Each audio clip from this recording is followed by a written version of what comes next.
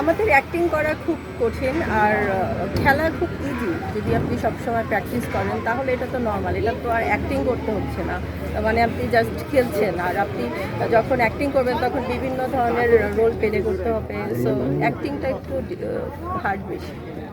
Cricket খেলা যে এত মজা ভাইয়া, এটা আমি যদি প্র্যাকটিস না করতাম তাহলে বুঝতে পারতাম না। আমি 2 দিন ধরে আসছি, সো আমার এখন মনে হচ্ছে যে আমি প্রতিদিনই খেলবো, এমন একটা অবস্থা। আমার খুব ভালো লাগছে। এটা তো আমাদের প্রতি বছরই হচ্ছে, সো আমি চাচ্ছি প্রতি বছরই খেলার জন্য।